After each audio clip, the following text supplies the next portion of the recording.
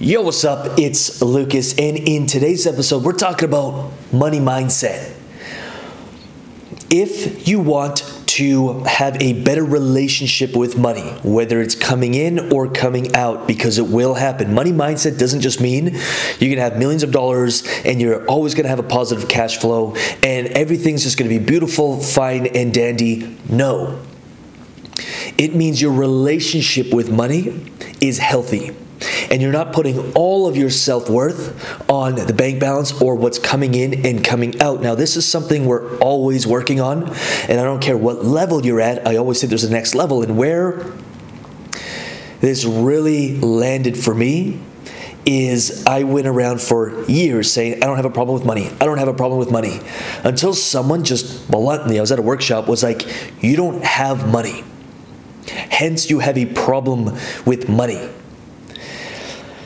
And then when I dove in deeper, I realized, whoa, like money makes me angry. I get sometimes jealous of other people. And then when I'm getting it, I get hyper excited. And then I think I'm amazing. And when it's leaving me, when it's leaving the accounts, when it's coming in, the ebb and flow, I get all stressed out. And again, we're always working on it. So I'm not claiming that I just float through the world, never any stress, but I catch myself very quickly.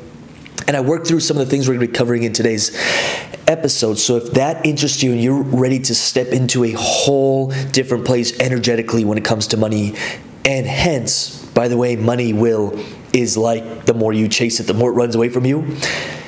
And the more you lean back, the more you step back, and the more it wants to come to you, the more you give it away, the more you get it in return. We're diving into all this stuff, and I'm so damn excited. But if that's a place you'd like to be, then stick around and let's get into it. So I don't know when this whole get a job, 9 to 5, play it safe, think small, and hopefully someday retire with enough time to maybe chase my dreams became okay, but for people like you and me, it's not. I'm Lucas Rubix, and welcome to the coaching channel, where I continue my mission of setting human beings free. Alrighty, so I want to start this episode off with a really quick story.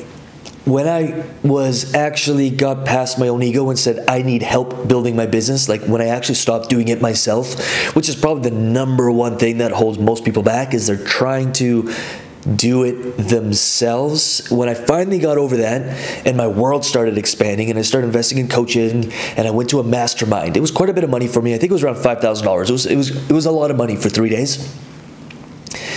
And I went to this mastermind and I started seeing 7-figure businesses, and it made it very real to me.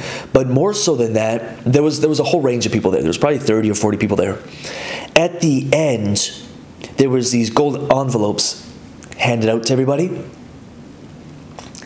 And there was the most beautiful sales pitch and presentation that I've ever seen in my life. The whole time I'm like, whoa. Like, it was blowing my mind, their level of execution. And I was taking notes like on how they were doing this. And at the end, it was like a $50,000 or $60,000 upsell into a program. I never went in. That room was way too advanced for me already, but I was just trying to get into rooms that really pushed me to see bigger. And I'm so grateful for it because it created a whole new reality for me. But I think it was a lunch break or at the end of the day anyways, I was in, like, there was some treat, there was some coffee or something. Anyways, I'm in this room and I heard people complaining. One person literally came up to me and was like, can you believe that? We paid all this money to come here and they tried to sell me. And when I started listening, because I love to just take in information and watch, when I really started watching what was happening, there's probably about 10 individuals who were fairly upset at the upsell and couldn't believe that they were sold to. The event was amazing, by the way, and the mastermind was amazing. And then I started, looking at everyone who's complaining, and they were extremely stressed out business owners and not making the sales they wanted, not making the income, the money they wanted. And hopefully they're doing really well, and hopefully they got over this sales ugliness mentality. And then I looked at everyone else who was like, whoa, either the people who bought it or who were so impressed with it. We were sharing notes on how it went down. They were all forward moving. They were all doing really well. And then it kind of hit me that if we have a disdain for successful people, or for those selling us, or for those talking about money, and I see this all the time, you will lose the game because you are attacking the very thing that you desire. I would love to be able to present like was presented to me. I'd love to be able to execute at that level. And the people who were complaining about it, I'm sure they would love to as well. But whatever was going on internally was not letting them move on. And so I really want to share that story just to bring a bit of more of an extreme example. But we're walking around with that all day long. We see someone in a sports car, we think and we feel something. Or we see money coming in and we feel something. We see money going out, or investing or spending, or being terrified of investing into a mastermind or a coaching program or whatever that may be. And how you choose and what you choose to feel, or how you choose to frame it, is going to dictate your success in business. And if we have money issues, if we have unresolved blocks and unresolved conflicts, unresolved problems with money, they will keep coming up. And as your business goes, those problems will just get bigger. So I really wanted to say that and just share that because it'll be relevant to as we move on here. So second thing I'd like to talk about is a thermostat. Where's your thermostat set? Really think about this, and if you look back over the last 5, 10, 20 years, or 3 years, or 1 year, where has your thermostat been set for your earning? And where's your thermostat set for, what's your standard? At the end of the day, that's what I'm getting at. I just like to visualize it as a thermostat. And when I started doing the thermostat exercise, I noticed since the time I was about 20 till I was about 27, I already started my business by then, and I was, doing the grind, doing the hustle. I always seem to have around $5,000 in my bank account, which to some may seem awesome, but I always seem to have it. That's what my standard was set at. And when I was working a job doing $100,000, $120,000 a year, I had $5,000 in my bank account. When I quit and started a business, I got into panic mode every time it dipped under $5,000. And I found ways. I'd sell stuff, I'd sell a motorcycle, I eventually sold my apartment, but I always found a way to somehow find that money, put that money in. I didn't understand money, so I was pulling money from line of credits. I was getting into so much debt, but my personal account will always set at $5,000. And then when this idea of a thermostat, I think it was from the book The Big Leap, was given to me, I started really looking at that and saying, okay, where's my thermostat set for my personal bank account, my corporate account, sales numbers, personal income? What do I want to make per month, per year? Where's that thermostat set? And the most amazing thing happened that as I reset that thermostat to, okay, now I earn $10,000 a month and I save $3,000 of it every single month, within a few months it was happening. And every time that I dipped under that $10,000 in sales, or I didn't save $3,000 a month, my standards would kick in. It was not okay. I got into massive action mode.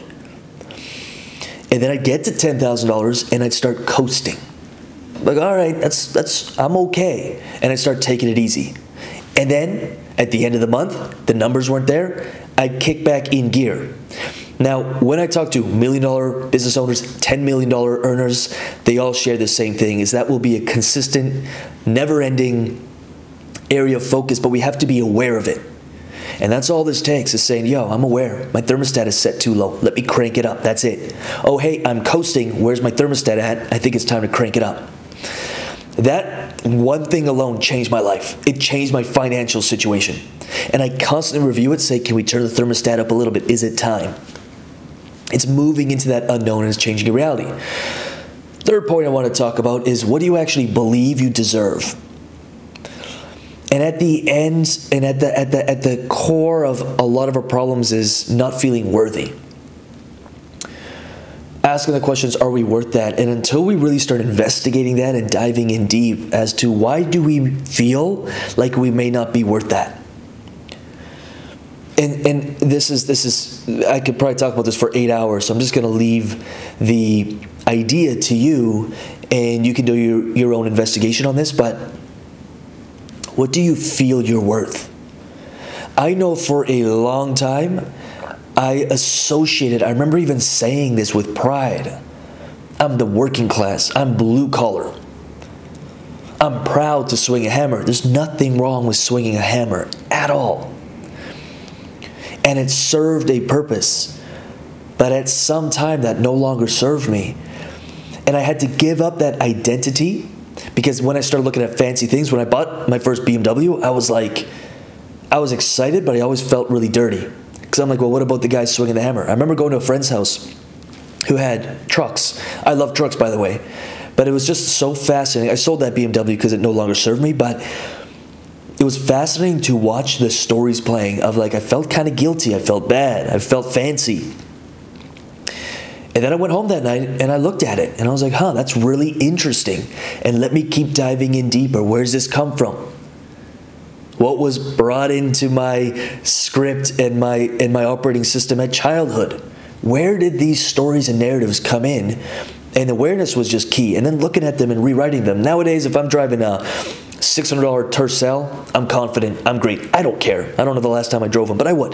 When I was in Mexico, we rented like a little beat up, I don't know, Arrow or some little beat up car. I loved driving. It was like a little stick shift through the Mexican streets. I loved it. And put me into a Porsche, BMW or something fancy and I'm all good. It's great.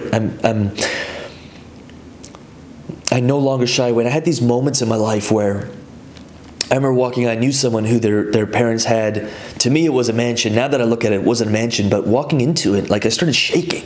Like, I don't deserve to be here. This is for like the rich people, the fancy people. I don't deserve to be here.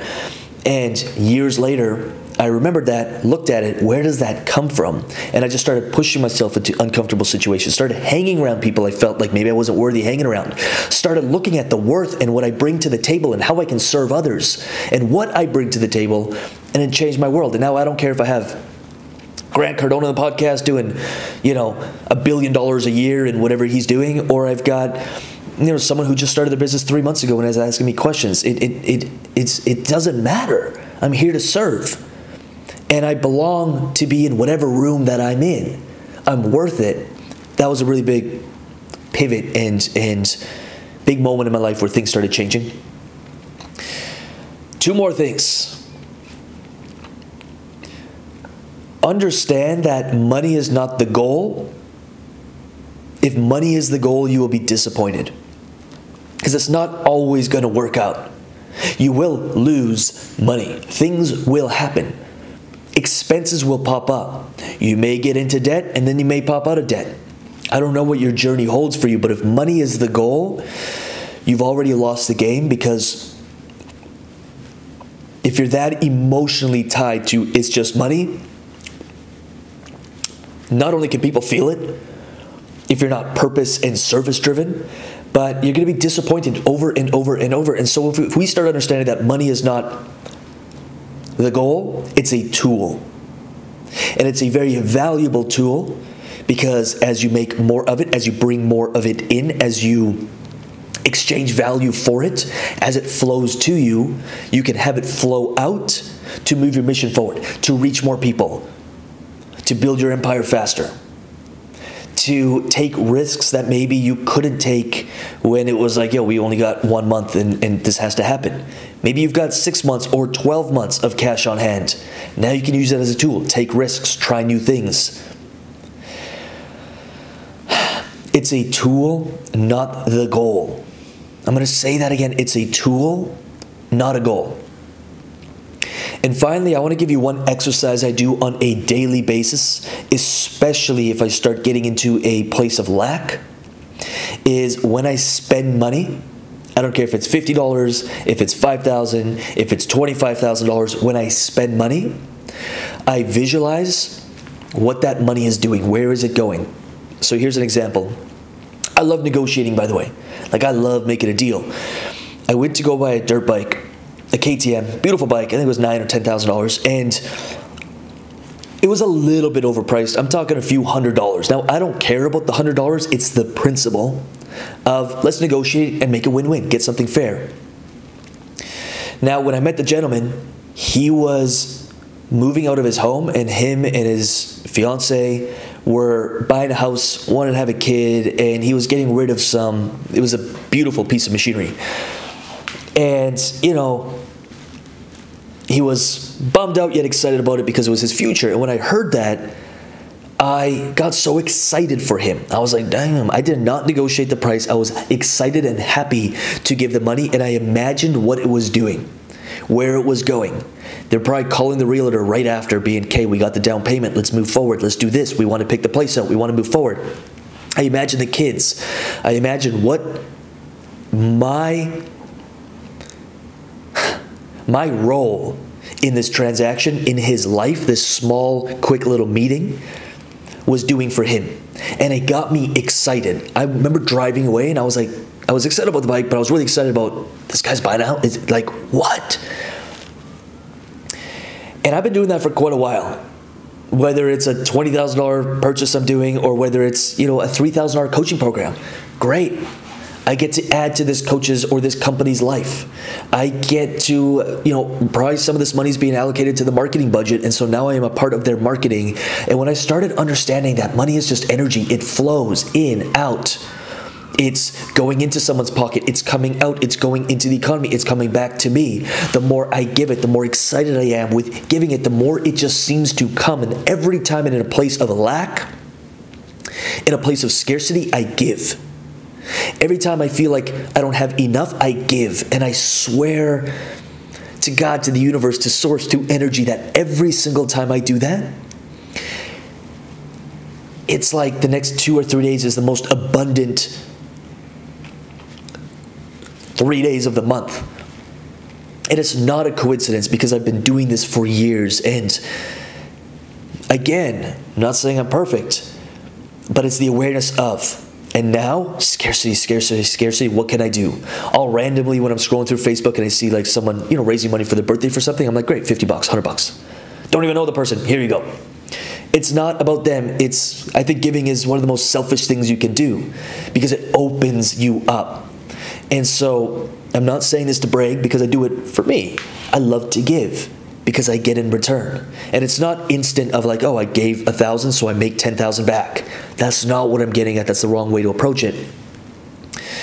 I give and it opens me up. It makes me feel amazing. It makes me feel good. I vibrate on such a different level. And next thing you know, you get more than you want in return. It's not always in cash, but it's in a person. It's in an experience. Something happens. And when I started really understanding that this is a flow, in, out, my life, my financial world, my business, the sales, the way that I just approached people and money in general completely changed. And I truly hope that just by doing a few of these little things, you can experience the same thing. And I'm letting you know, give, invest. Don't see it as spending money and money's going out like you're losing money. It's a flow. The fastest, the best thing that I started doing is investing in myself, is paying other coaches, is manifesting, is creating the money, is understanding that there's more money out there. And I'm not saying this for you to buy something from me right now. I'm not. I'm being 100% genuine on the fact that just buy time. Give and be excited to give. If you're buying coaching and buying programs, but you're in a place of lack every time you do it, it's like almost defeating its purpose. Be excited and watch what happens. And I'm going to end it with that. If you'd like to explore our free programs, our coaching, our courses, we got master classes, we got paid programs, we got the Coaches University. We work with you until you make $10,000 in sales. If you'd like to explore any of that, check out lucasrubix.com. I'll put the link around here somewhere. And with that said, I hope that you're vibrating, that you're excited, and that whether there's money coming in, whether money's coming out, whether you have it or you feel like you don't, if we can get to a place energetically where we are excited for the opportunities, we are excited whether it's coming in or out, understanding it's a tool, it's such a different place that you can show up in a place of service. And if you're a coach, that's number one. Showing up in a place of service is a whole different intention. It's a whole different way of being.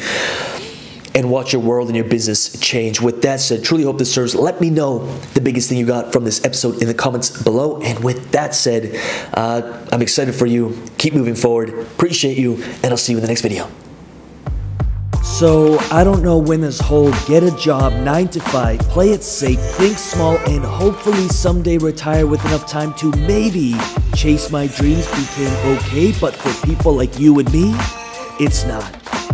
I'm Rubix, and welcome to the coaching channel, where I continue my mission of setting human beings free.